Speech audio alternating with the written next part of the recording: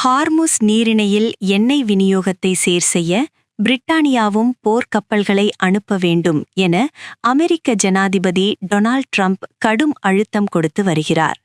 இது தொடர்பாக லண்டனில் ஊடகவியலாளர்களை சந்தித்த பிரதமர் கீர் ஸ்டார்மர், பிரிட்டானியா ஒருபோதும் இந்த விரிவான போருக்குள் தன்னை இழுத்துக் கொள்ளாது என திட்டவட்டமாக தெரிவித்துள்ளார்.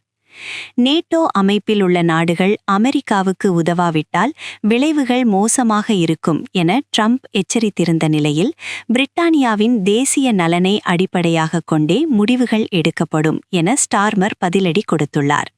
இருப்பினும் கடல் வழி பாதைகளை பாதுகாப்பது குறித்து அமெரிக்கா மற்றும் வளைகுடா நாடுகளுடன் தொடர்ந்து ஆலோசித்து வருவதாக அவர் குறிப்பிட்டுள்ளார். போரினால் பெட்ரோல் மற்றும் எரிபொருள் விலை உயர்ந்துள்ளதால் பாதிக்கப்பட்ட மக்களுக்கு உதவ 53 மில்லியன் பவுண்டுகள் நிதியுதவியை ஸ்டார்மர் அறிவித்துள்ளார். அதேவேளை இந்த சூழலை பயன்படுத்தி விலையை ஏற்றும் எரிபொருள் நிறுவனங்கள் மீது சட்ட நடவடிக்கை எடுக்கப்படும் எனவும் அவர் எச்சரித்துள்ளார். இந்த போர் புடினுக்கு சாதகமாக மாறுவதை அனுமதிக்க முடியாது எனவும் அவர் இதன்போது சுட்டிக்காட்டினார்.